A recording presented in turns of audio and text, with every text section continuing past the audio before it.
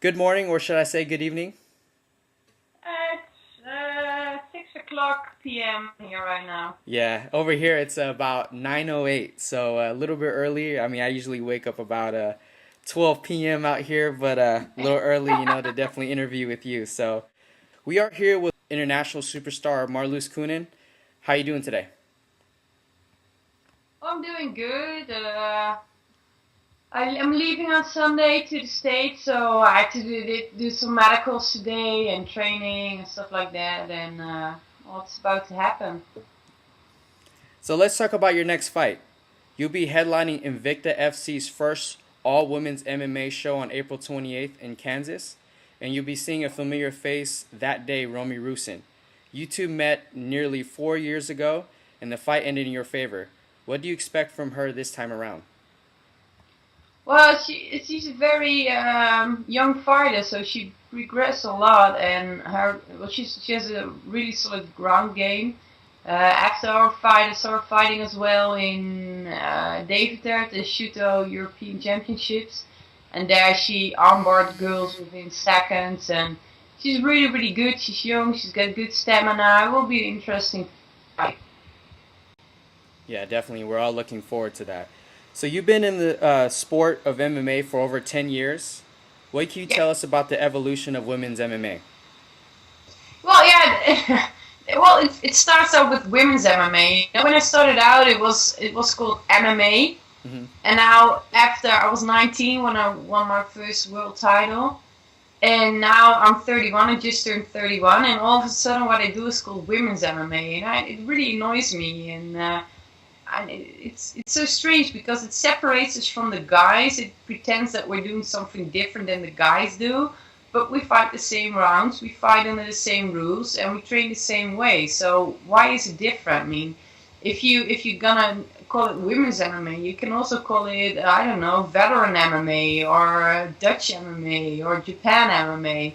So that's what I see. What I also see is that it's starting to develop in a way that it's really about looks, how sexy you are, and I mean, there was just this top 25 sexiest girls in MMA. Well, I have never seen the top 25 of sexiest dudes of MMA. And I do understand that because women are always perceived by their looks, but I'm a little bit afraid that it's going to be into the WWE kind of thing. I really want to keep this a legit sport, and that's why I think Invicta is so good because she's really busy with trying to become mainstream as a MMA, getting into a mainstream audience. But if you only focus on a certain target group with male and very alpha male look and feel, the Harley Davidson and Iron Maiden music, whatever, then a lot of women will be like, okay, it's a cute dude, but I'm not that really interested in it. And if you only have one or two girls on the card, you, as a normal woman, you will not think like, oh, I can do that too. You'll be like, okay, those girls are like freaks of nature, they're insane, and that's not my thing. But if you have an all women card with a variety of girls, like Elise Carmouche and Jessica Payne of Pina, I never know how to pronounce her name. Yeah. Me, Romy, we all look different. We all have a different uh, group of people who can relate to us. And I really think that if you look, a big audience will can identify with us. The women. I mean, half men, half women, so it's a big audience. And when you make it look like a sport that everybody can do, even women, then it really becomes mainstream. And MMA has evolved. It started out as the oldest Olympic sport there course. It was in the army of Alexander the Great, and then it's like a quantum leap. You had like Ali versus the sumo fight. It was a fake fight, but it progressed, and you had Kimura and the Gracies. And I really think Invicta is the next step in MMA in the evolution of a sport. So I feel blessed, and I'm so honored that I'm headlining the first all-female card of Invicta because I think Invicta will be big. Yeah, we believe so too as well. So Dana White mentioned that women's MMA isn't deep enough to be in the UFC. Now that the birth of Invicta FC is up, do you believe this will open doors for more women to be involved in the sport? I think Dana was. I don't know what he has against women, but that's a bullshit excuse. There are plenty of girls out there, want to do it. And if you have a good eye for it, you can find them. And Invicta is proving it.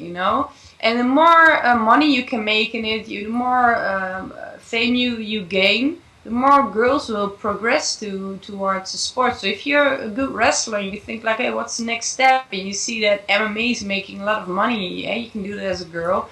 You will transfer to that sport. The same goes for a judo girl. Look at Ronda Rousey.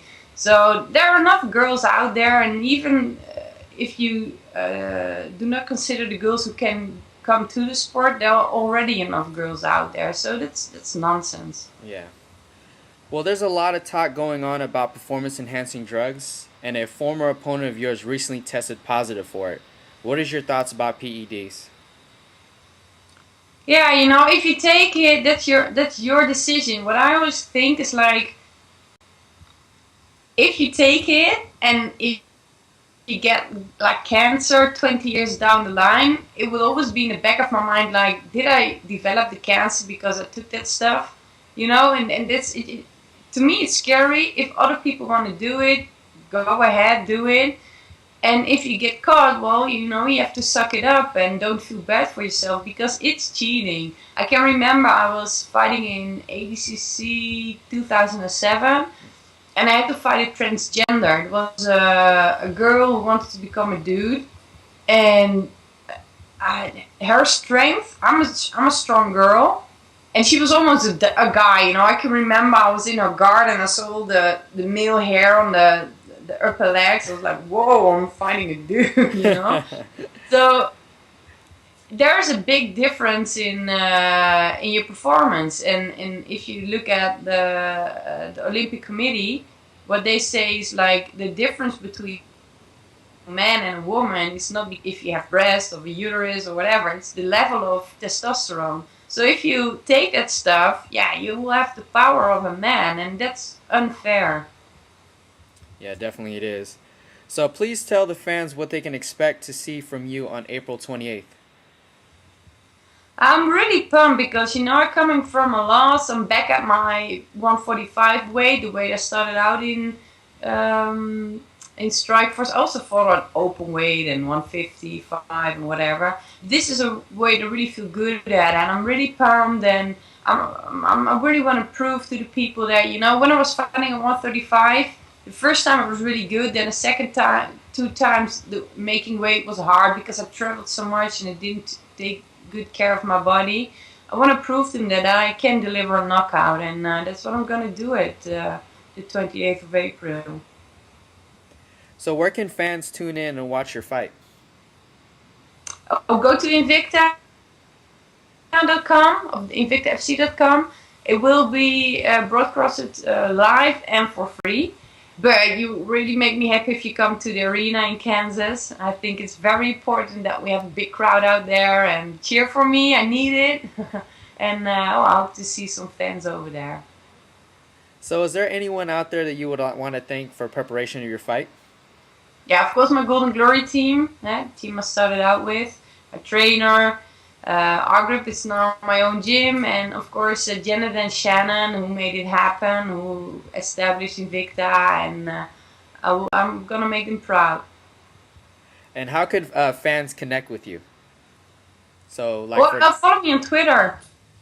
Twitter, and what's your Twitter name on there? Marloes Coenen, very easy. Do you have a Facebook or a website? Yeah, also. Facebook. I want to thank you again, Marloes, for taking the time to speak with us at FrontRowFights.com. Good luck to you on April 20th, and we're looking forward to the Invicta FC card. Okay, great, and thank you too. Thank you. Bye-bye.